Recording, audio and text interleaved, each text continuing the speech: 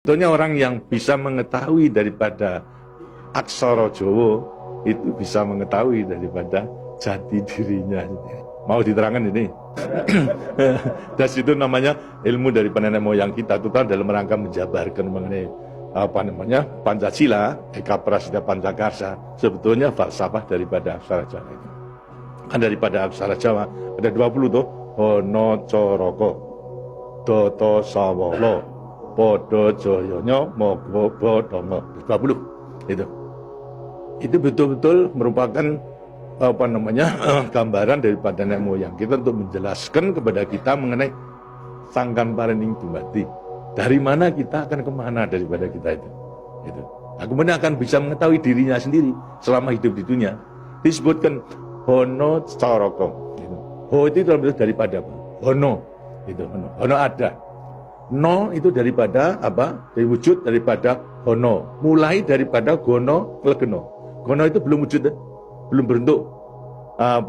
Legeno itu masih belum ada sandangan, masih wudo, Itu belum ada taling tarungnya dan sebagainya, masih belum ada sandangan. Terus Hono. Jadi manusia itu memang dilahirkan, diciptakan oleh Tuhan mulai daripada Hono hurip. Huripnya siapa? Nur daripada Tuhan Yang Maha Kuasa. Lantas diciptakan oleh manusia terdiri pada tanah, kemudian air, lantas hawa dan juga api. Apa itu? Ya daripada semua tumbuh-tumbuhan yang ada ini. Tumbuh-tumbuhan ini kan butuhkan dari tanah, butuhkan daripada air, butuhkan daripada matahari, itu pula daripada hawa. Daripada tanam-tanam dimakan daripada manusia, ada laki maupun perempuan, akhirnya menjadi cacat dari mani. Mani kemudian berkumpul suami istri, akhirlah wujudlah daripada embrio tadi. Embrio itu masih legeno, masih gono. Itu mulai nonya itu. Terus mulai daripada hurip, kemudian hubungan suami istri mulai timbul daripada gono masing legeno. Kemudian lantas setelah itu tumbuh daripada embrio tersebut menjadi jabang bayi yang kemudian dilengkapi dengan soroko. Apa itu? Cipta rasa karsa. Itu soroko. Daya cipta, daya rasa dan karsa. Semua ada. Setelah itu kemudian lantas apa?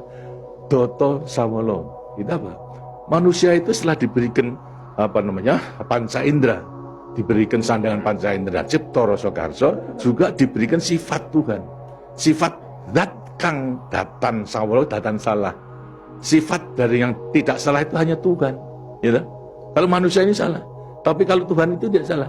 Oleh karena semua manusia diberikan sama sifat daripada Tuhan yang tidak salah. Doto sawolo, datan sawolo, tidak pernah salah. Sifat daripada Tuhan. Tapi sebagai manusia juga tidak diberikan itu. Diberikan sifat yang bertentangan dengan sifat baik itu, sifatnya Tuhan. Yang jelek. Kalau kita misalnya sabar, kan juga punya hati berangasan tuh. Ya. Nah, kemudian lantas kita jujur. Tempat-tempat juga penipu, ya. Semuanya diberikan sifat itu, sifat yang bertentangan dengan zat kang datan sawolon. Tahu sama kekuatannya. Dojoyo. Dua sifat bertentangan yang sama kekuatannya. Ada pada kita itu kalau kita menerima. Tinggal sekarang manusianya sendiri. Manusianya sendiri setelah mengetahui diberikan dua sifat yang bertentangan yang sama kekuatannya, akan diapakan ini? Lantas sekarang Doto Sawolo, Podo Joyo, Mogo Bodong. Mo itu sukmo, go itu satu, Mogo bo badan. Jadi selama sukmo masih satu dengan badan, sukmo masih manunggal di badan, manusia itu hidup. Selama itu masih ada, diuji dalam rangka dua sifat yang bertentangan tadi, yang Podo Joyo tadi. Tapi kalau kemudian lantas sukmo sudah pisah dengan badan, lantas apa? Badannya tinggal jadi apa? Badan. Nah, tinggal pertanyaannya, sukmonya mau kemana? Ya terserah kepada saudara-saudara semua. Mana-mana itu. Jadi semuanya tergantung pada dirinya. Semua diberi perlengkapan yang sama. Tuhan Maha Hadir, tapi tinggal kepada dirinya masing-masing dalam mengendalikan. Kalau mau yang diujar itu adalah memang yang bertentangan, yang jelek, bukan sifat Tuhan, ya tempatnya juga sudah ada.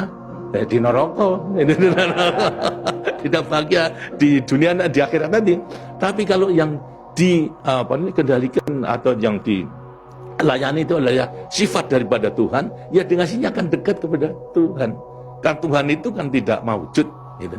Tidak bentuk, tapi sifatnya ada.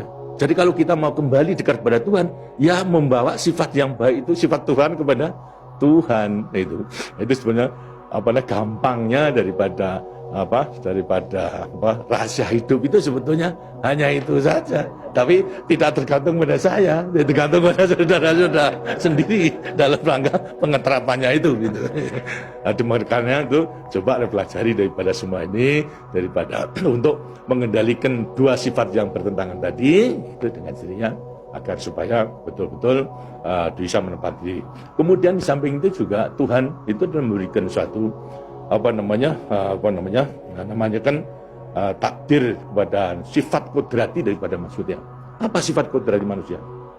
Manusia dilahirkan sebagai individu, ya toh? Kita masing-masing individu. Tapi kehidupan kita sejak mulai daripada adanya janin sampai pada mati tergantung pada orang banyak.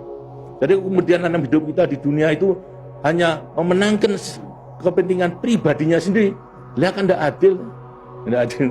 Seharusnya memang menyadari bahwa sebagian besar daripada hidupnya tergantung kepada orang lain. Nah itu wajiblah sekarang memenuhi panggilan untuk ya bersama-sama dengan orang lain.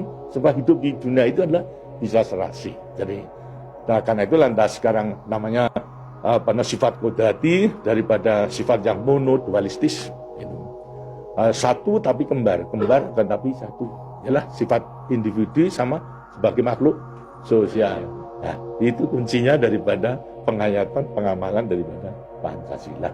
Gitu. Itu sebagai peninggalan daripada ilmu, dari peninggalan yang kita yang namakan juga ilmu kasunyatan sama sangkan paraning dumadi itu sebetulnya ilmu kebatinan dalam arti bukan klenik. Kebatinan dalam arti mendekatkan diri kepada Tuhan, pada Tuhan. Jadi orang mengatakan itu klenik, itu bukan. Yang klenik itu yang salah melaksanakannya, itu yang klenik itu. Tapi sebetulnya intinya adalah memang demikian. Nah, mudah-mudahan saudara-saudara akan bisa sekali lagi mengoreksi kepada diri sendiri. Artinya kasunyatan, lihat kenyataan pada dirimu sendiri. Itu. Bagaimana? Karena sudah mengetahui, baru nanti akan gampang untuk meletakkan semuanya. Terima kasih. Dan demikianlah daripada penjelasan. Karena itu setelah nanti selesai kembali ke tempatnya masing-masing, mudah-mudahan akan bisa melaksanakan tugasnya dengan sebaik-baiknya dalam kita melanjutkan pengabdian kita pada negara dan bangsa yang sedang membangun ini. Terima kasih. Wassalamualaikum warahmatullahi wabarakatuh.